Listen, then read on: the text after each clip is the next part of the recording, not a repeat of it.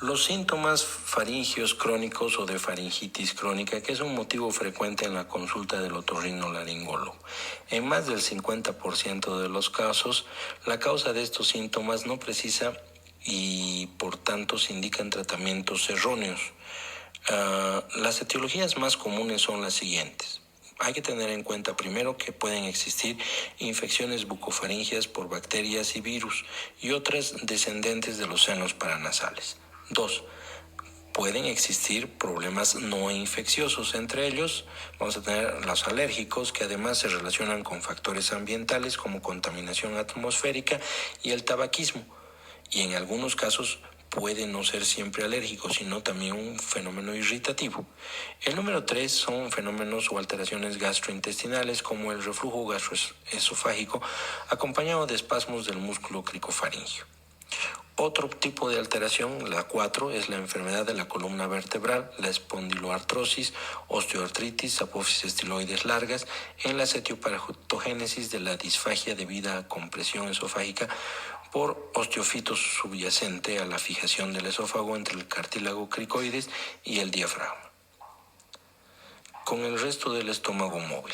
Este síntoma se presenta cuando los osteofitos comprimen en la proximidad de uno de los dos puntos de fijación, y estos se observan también en la enfermedad de Forestier, que consiste en una hiperostosis difusa idiopática del esqueleto, descrita en 1950, y en la que existe calcificación de los ligamentos paravertebrales con afección de la columna cervical y torácica.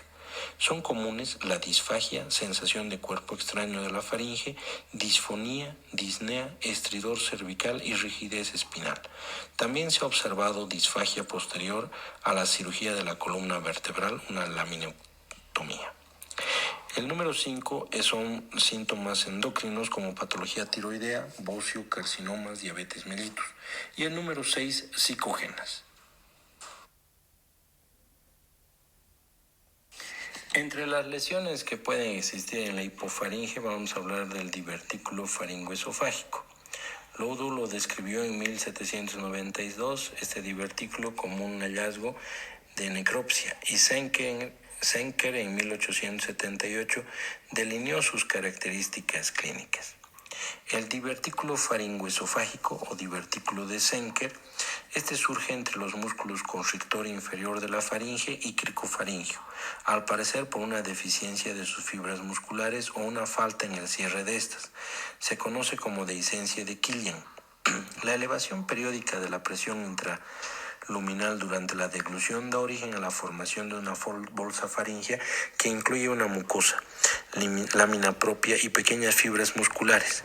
Esta anomalía se expande hacia los tejidos del espacio parafaringio, y si bien la mayor parte no parece sino hasta los 50 años o más, el efecto muscular puede ser congénito ocasionalmente. Otra teoría explica que después de la quinta década de la vida tiene lugar un debilitamiento de la fascia prevertebral que empuja la laringe hacia adelante por debajo del área de la circunferencia del cricofaringio, lo que provoca una obstrucción funcional y facilita la herniación de la mucosa. En trastornos neuromusculares, el músculo cricofaringio tarda 2 o 3 veces más de lo normal en abrirse. Sutherland describió la acalasia del cricofaringio como mecanismo de divertículo faringoesofágico de Senker. Este divertículo es más frecuente en varones en el lado izquierdo. Una variante de esta enfermedad la constituye el divertículo de Killian o Jamieson, que es muy raro y surge entre las fibras del músculo cricofaringio y fibras esofágicas. Su presentación es inferior y lateral al divertículo de Senker, y su fisiopatología se relaciona con una descoordinación entre el músculo constrictor de la faringe con un espasmo del cricofaringio y falla en la relajación del esfínter con contracciones prematuras. En estos casos, la miotomía química a través de una inyección de toxina botulínica es de utilidad para mejorar la disfunción cricofaringea. El cuadro clínico normal es de disfagia en un 80% de los casos. Existe regurgitación de alimentos en 50 a 60%, dificultad para el paso de los mismos en un 20% y sensación de plenitud en la faringe en un 15%. El 30% de los casos se acompaña de hernia hiatal. La frecuencia de carcinoma junto con el divertículo de Zenker es de un 0.3%. El tratamiento es la diverticulotomía por vía endoscópica. Sin embargo, otros autores han perfeccionado hasta desarrollar un endoscopio y pinzas aisladas que permiten exponer y prensar y cortar el divertículo hipofaringio y además efectuar en su borde una miotomía del esfínter faringoesofágico. Dicha técnica se puede practicar con una electrocoagulación o rayo láser. Otra técnica recurre como una vía externa mediante una incisión en el borde anterior del músculo esternocleidomastoideo para exponer el divertículo, que puede cortarse y cerrarse en capas. Entre otras, va a existir el divertículo faríngeo lateral, que se conoce también como faringocele, que puede ser congénito o adquirido, y este último es una variedad más frecuente y a menudo se diagnostica como un laringocele. Surge del seno piriforme en la unión entre los músculos constrictor faríngeo inferior y medial y predomina en el sexo masculino en una relación de 3:1. Se presenta en forma de masas cervicales laterales acompañadas de odinofagia, otalgia, sensación de cuerpo extraño en la faringe y disfonía. El tratamiento normalmente es quirúrgico.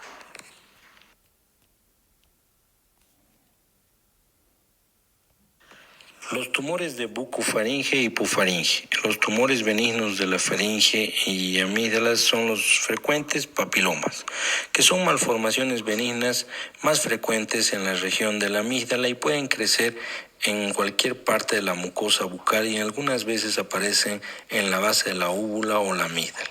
Muchos son pedunculados en la base estrecha, aunque otros tienen una base ancha y otros son planos. El tratamiento consiste en su extirpación quirúrgica con un electrocauterio. El rayo láser de CO2 o argón favorece su eliminación con mínima hemorragia. Entre otros tenemos el hemangioma, que estas tumoraciones surgen como masas de color azulado en la región de la zona amigdalina en el paladar blando o de rojo vinoso. Algunas ocasiones se proporcionan 90 al 95% de los hemangiomas cutáneos congénitos es involutiva y se caracteriza por la cesación de su crecimiento durante el primer año de vida, tendencia a la regresión total o subtotal a los 5 años. Otros autores describieron solo 13 hemangiomas esofágicos en una serie de 13 de 460 necropsias. El diámetro de estas masas puede aumentar con el llanto y producir una obstrucción mecánica. El tratamiento de elección es la extirpación endoscópica con láser de CO2. Los quistes pueden surgir en la fosa amigdalina y la superficie lingual de la epiglotis, en la hipofaringe, o presentarse como quistes solitarios de retención en el repliegue aritenoepiglótico y los aritenoides en la hipofaringe. Son blandos, lisos y de color amarillo. De acuerdo con su tamaño y localización, pueden producir grados variables de obstrucción de la vía aérea, disfagia o bien permanecer asintomáticos. El tratamiento incluye la remoción quirúrgica por vía endoscópica, aunque en ocasiones debido a su tamaño se resecan a través de una faringotomía anterior o lateral. Otros tumores son los lipomas, que son tumores de origen mesenquimatoso, en el 13% aparecen en la región de cabeza y cuello y representan neoplasias encapsuladas de crecimiento lento, y en la tomografía se delinean malformaciones homogéneas y bien circunscritas. Existen menos de 35 casos informados en el retrofaringe y su tratamiento es la remoción quirúrgica. El diagnóstico diferencial se establece con los fibrolipomas y los angiolipomas.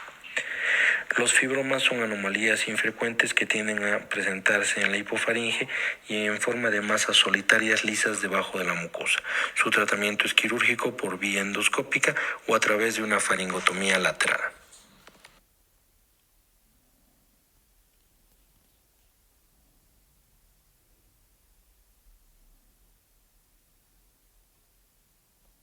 De esta región, quizás los carcinomas más importantes podríamos hablar de que están a nivel de lo que es la amígdala y la fosa amigdalina como tal. Estas neoplasias malignas de la región amigdalina comprenden casi 10% de los cánceres de la cavidad bucal y muchas veces también los linfomas se manifiestan en forma de tumores de amígdala, tanto el linfosarcoma como el sarcoma de células reticulares, que se encuentran en frecuencia similar y producen los mismos síntomas que el carcinoma epidermoide, por lo que a menudo su diferenciación se establece con una biopsia. 75-80% de los casos corresponden a carcinomas epidermoides, en tanto que 15-20% son linfoepiteliomas y predominan en varones 3-1. El cuadro clínico normalmente es en 50% de las veces hay un ardor o un dolor faríngeo. Por otro lado, 20% de los sujetos se atiende por primera vez cuando ya existe una masa palpable a nivel de lo que es el cuello. Sin embargo, 45-50% de los casos el diagnóstico se establece en el estadio 4 y en 20% en el estadio 3. Y es raro, pero puede existir un 35% que pueden estar en fases 1 o 2. La mayor parte de las tumoraciones de amígdala se localizan en el polo superior y tienden a ulcerarse. Asimismo, es posible confundir la anomalía durante la exploración inicial con una amígdala de Vincent, aunque se debe sospechar su existencia al palpar zonas de induración que no son habituales en las lesiones inflamatorias. En el 10-15% de los casos hay una invasión del músculo constrictor de la faringe y en el 70-75% metástasis linfáticas regionales. El diagnóstico se determina por biopsia en trastornos pequeños que recomiendan una amigdalectomía, lo que facilita su identificación. La combinación de una tomografía por emisión con positrones y la tomografía axial computarizada contrastada es útil para reconocer la presencia de metástasis cervicales. Al hablar de carcinoma de hipofaringe, el alcoholismo va a predisponer el desarrollo de carcinomas de cavidad bucal, seno piriforme y esófago, y su combinación con tabaquismo es sinérgica. Desde el punto de vista clínico, la hipofaringe se divide en 3 partes. 1. Seno piriforme con su vértice y paredes internas y externas. 2.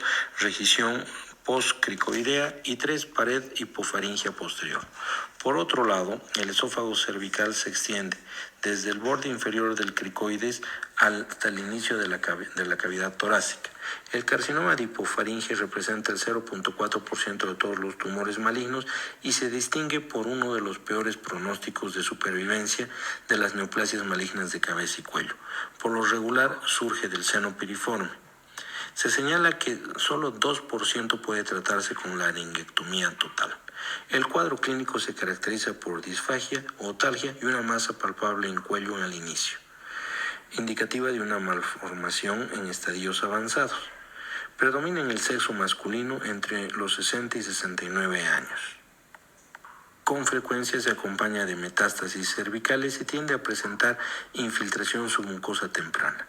La fijación de las cuerdas vocales en el carcinoma de seno piriforme se debe en particular a la invasión del músculo intrínsecos de la laringe y en menor proporción a la afección de los cartílagos aritenoides o la articulación cricoaritenoidea. El carcinoma epidermoide es la variedad histológica más frecuente en 90-95%. Entre otras, el linfoma no Hodgkin del anillo de Waldeyer incluye amígdalas palatinas, tejido linfoideo en nasofaringe, base de lengua y las bandas faringeas laterales. Este sitio primario de afección en 5-10% de los pacientes con linfoma no Hodgkin en Estados Unidos. En países europeos y asiáticos la frecuencia es mayor, de un 10 a un 20%. Esta enfermedad predomina en la sexta década de la vida y se acompaña de pérdida significativa de peso en un 10%. Aparece en las amígdalas palatinas en 50%, en nasofaringe en 35%, base de lengua en 9% y es múltiple en un 4%. La duración media de los síntomas antes del diagnóstico es de unos 5 meses, durante los cuales es frecuente encontrar masas de 4 centímetros o mayores. El cuadro clínico, por lo general, los pacientes refieren episodios repetidos de ardor o dolor faríngeo con disfagia que ceden en parte con la administración de antiinflamatorios y antibióticos. También puede existir otalgia ipsilateral a lesión Y en la exploración física se reconocerá una hiperemia faríngea con ligero edema de las bandas faríngeas o de la base de la lengua. En algunas veces se confunde con un cuadro inicial de una faringoamigdalitis. A medida que crece la tumoración se agregan zonas de ulceración local, halitosis, disfagia y en casos avanzados puede desarrollarse un síndrome de apnea obstructiva del sueño.